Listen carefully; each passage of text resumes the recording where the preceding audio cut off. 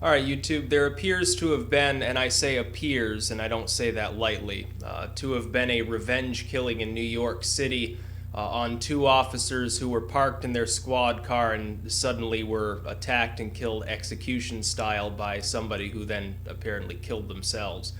I say apparently because I think a little bit too early to actually determine that this was a revenge killing and not somebody who was suffering from some other problems, as can be the case when this sort of thing happens. But I've seen something that I noticed earlier with this news.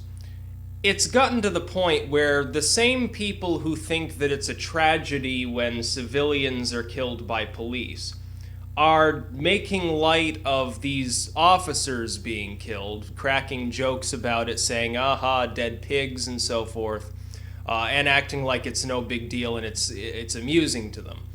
And the same people that find this a tragedy, that these two officers were killed, largely seem to not care about the natural counterpart to this, which is that there have been innocent civilians who have done nothing wrong, who have in turn been executed by the police.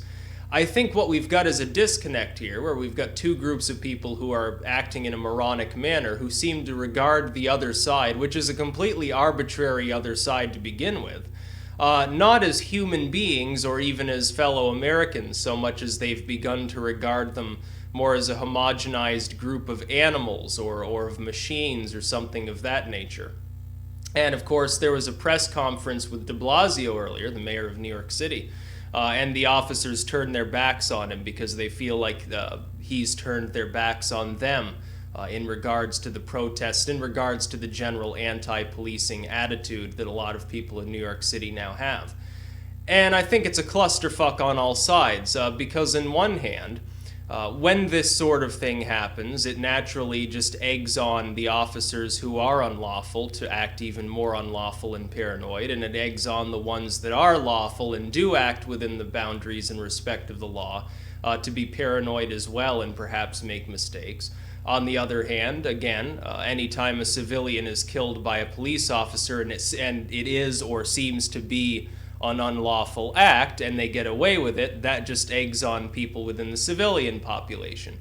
And I think there's another difference that we need to understand, which is not that not everybody who questions police authority happens to be themselves involved with some sort of criminal activity. Some of them are just upset about the fact that the police in this country are increasingly militarized. I myself am. I'm very concerned about that fact. I don't think it needs to be going on. You can, I guess, make a case for having some militarized police in a large metropolitan area, but again, to have them out on regular patrol or cracking down on protests makes it look a lot more like a third world Latin American country or someplace in the Middle East than it does what you would think of as the United States. But, I mean, I got into a row earlier with somebody on Facebook, actually, on one of the news articles. They seemed to think that I was indicating that these shootings were justified, which I never said that, and I never meant that, and never indicated that.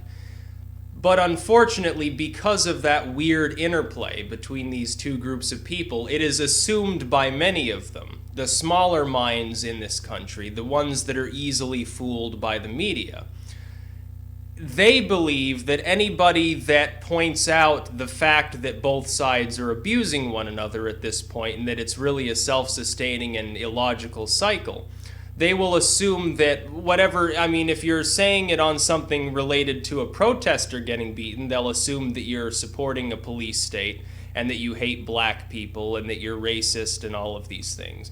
If you say it on this story or any of the other stories where it's an officer that's been killed or injured or something, then they'll assume that you're some sort of communist or far left individual. I think that's pretty funny to get called far left once in a while for saying such a thing.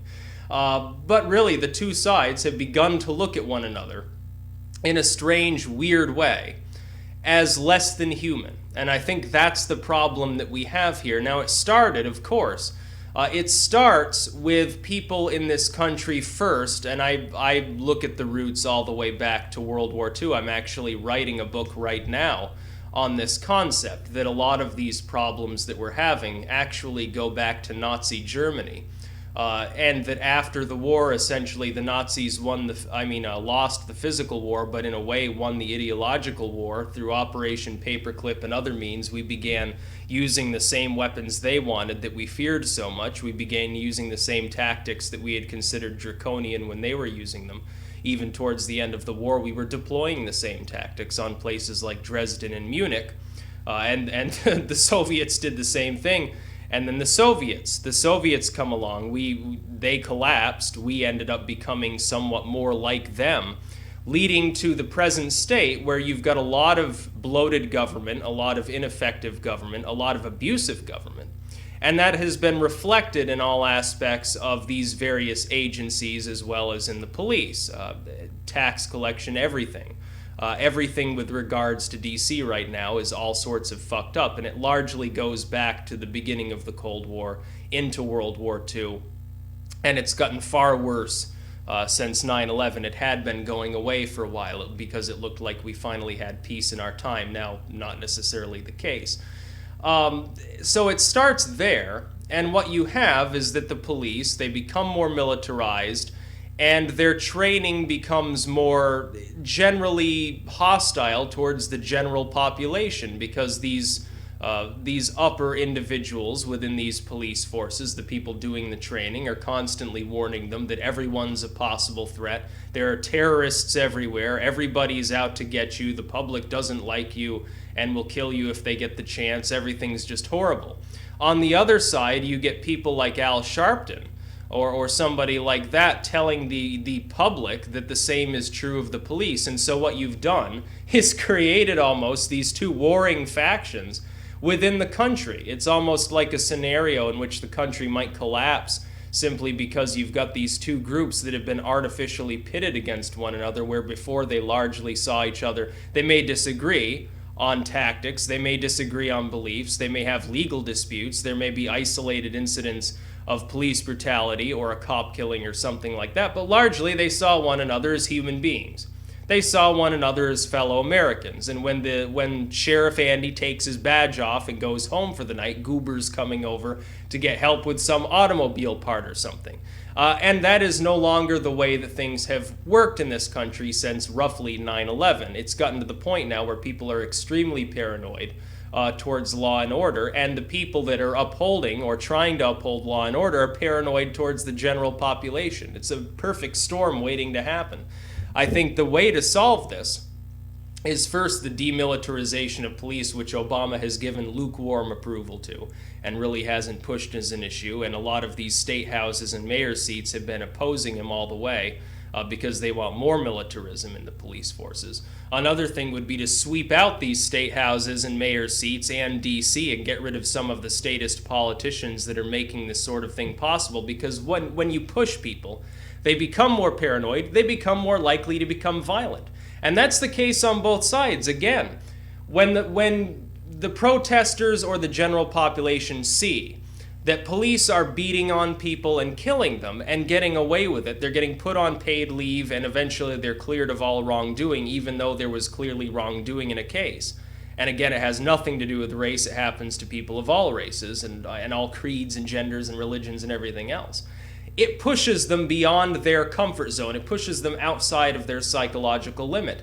Then, when there is a natural reflex where some of the fringe individuals get driven over the edge and do try to take revenge, that drives the police over the edge, and it drives DC over the edge, and it drives the mayor over the edge. And so you've got these people that are kind of sort of trying to keep the calm like de Blasio, but they go about it completely the wrong way, and it's no wonder the NYPD's fucking pissed off at him. I'd be pissed off too. And all the race baiting by people like Sharpton, self-appointed, arbiters of judgment on everything that happens in the world as though they represent anybody but themselves, that has not helped. Somebody really should just tell Al Sharpton to shut the fuck up and go play golf with Obama or something at this point, because we don't need any more of that race baiting in the country. He's really like the Black David Duke at this point. And he keeps getting more and more incoherent as time goes on, and he gets older and more Alzheimer's ridden, to the point where nobody has a fucking clue what he's saying. He's living like it's the 60s. Like the civil rights movement is still in full swing and segregation never ended or something.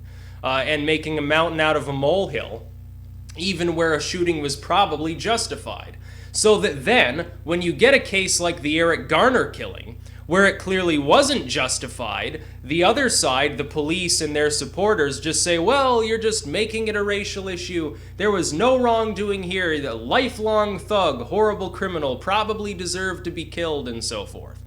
And again, they've stopped looking at one another as Americans. They've stopped looking at one another as human beings. They've started looking at one another as machines or animals or disembodied, quasi-corporeal, partially sentient beings not really deserving of the status of life.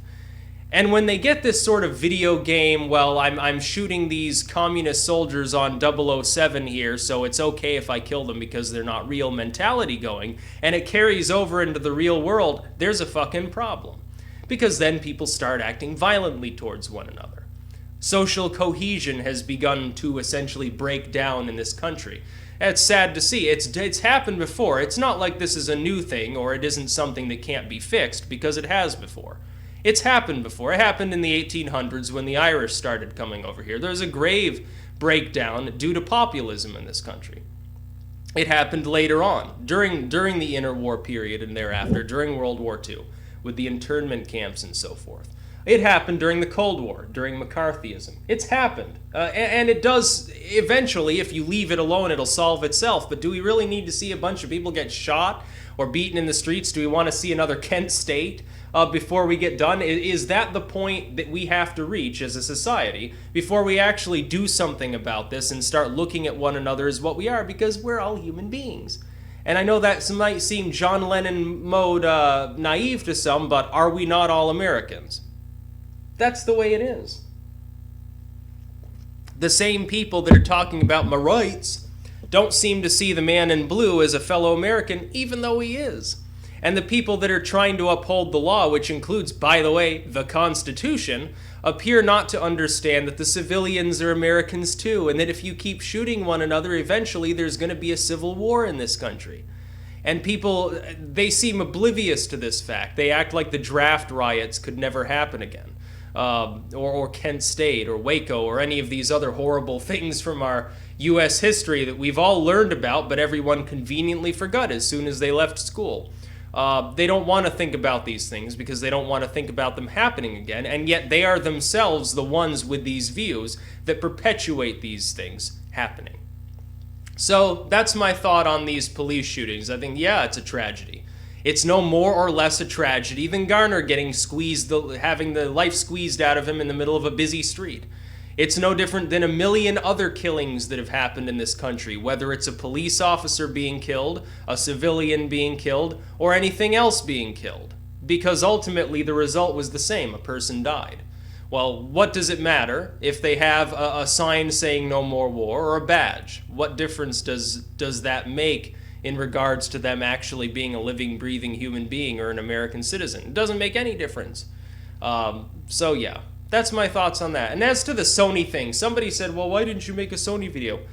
I don't fucking care about Sony. I also don't care about North Korea. North Korea is a small, isolated, pointless state. It will never be relevant. It never has been relevant outside of the Korean War. It's not a threat to anybody but itself. And if they do have 1,800 super cyber warrior hackers, ultimately it means nothing to me. And jury's still out as to whether they're even the ones who perpetuated the hacking. It seems, if I had to guess, I would say it was either somebody within Sony or it was some hacking group within the United States digging for some sort of intel. Hell, maybe the NSA did it. I don't give a fuck.